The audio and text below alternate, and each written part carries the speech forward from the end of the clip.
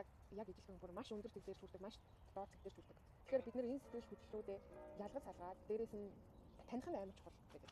Одоо жишээлбэл энэ одоо төгшүүрийн мэдрэмж, энэ айцын мэдрэмж, энэ сэтгэл хангалуун бишийн мэдрэмж, энэ аз жаргалгүй байгаагийн мэдрэмж, энэ аз жаргалтай байгаагийн би болохоор өөртөө ихтэй байхын мэдрэмж, нэг бол бусдаас ичдэг мэдрэмж ч юм уу те.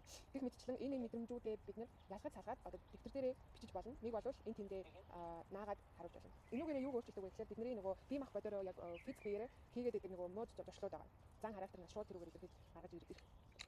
Тэгэхээр бид нэр одоо би хөдлөлөө бодлоо бас тэр чигээр нь өөрчлөлтийг төлөө явж байгаа учраас бид нар өөрсдийнхөө одоо тэр муу дадлуудыг сайн дадал болгоод энэ тэнд бичээд ингээд наачдаг гэсэн үг байхгүй юу? Эсвэл зүгээр нэг урмын үг бичээд энэ тэнд наачиж болно. Тэгэхээр яг ингээд альва нэг сэтгэл хөдлөлтөөрөө ирчээд яг тэр үгээ харахаар өөр утгаар алга болдог ч юм уу, урам авдаг ч юм уу те. Эсвэл сэтгэл хөдлөлөө маш эрэг ташруулсан энэ тэндээ бичиж наагаад яг тэрийгээ баг багаар ингээд бид одоо бид нарт мод угаасаа ингээд тархлаар нэг амар удаа ургадаг штеп.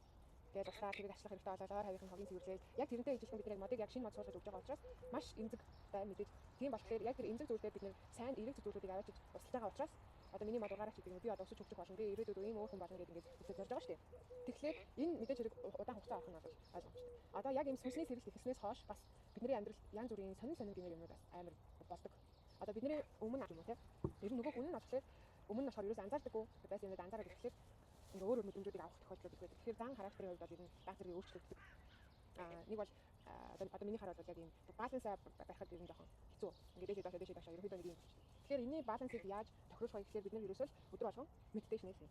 Ингээ шинэ тархийг ингээ бүтээх гэдэг байгаа шүү дээ. Тэгэхээр чинь тархи өөрөө маш их ачаал авч байгаа. Тийм болохоор бид нар ерөөсөө цаг зав гаруул амарчин байх хэрэгтэй.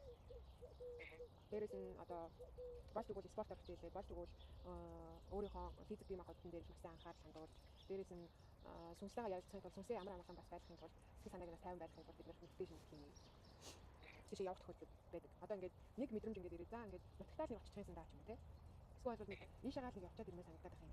Нэг цаанаасаа нэг тийм нэг ямар мэдрэмжүүд төрдөг. Тэр нь юу вэ гэхээр сүнсний амралт хэрэгтэй байна гэсэн. Сүнс чинь өөр тийшээ явж амрахыг хүсэж байгаа. Өөр тийшээ явж чамаар өөр зүйл таниулахыг хүсэж байгаа. Эсвэл бол хувь тавилан ямар нэг юм бэлтгэсэн байгаа тэнцэнэ. Одоо тэр газар тийм сайн ч бай муу ч бай ямар нэгэн үйл явдал бол хаана тохиолдож байгаа юм чинь. Тэгэхээр тэр болгоныг бид сонсож явах хэрэгтэй. Магадгүй ингээд бид нэр яг сүнснийхаа яг тэр хувилбараар сүнснийхаа хөгжлөөр явснаар маш азтай тохиолдлуудаар өөрийн бизнес одоо ирээдүйн хөрөнгө оруулагч гэдэг юм те. Хүмүүстэй ингээд уулзсан байдаг. Хүмүүстэй аз тохиол уулзах эсвэл тэр хүнд нь туслах маягаар ч юм уу ингээд ямар нэгэн юм жижигхэн зорилгоор сүнс ингээд ийш тийш явах хэрэгтэй байна.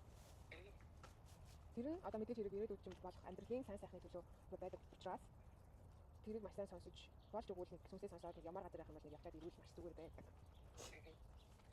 Яг нэг тийм мэдрэмжүүд ер нь авч байсан уу? Нэг ч ямар санагдаж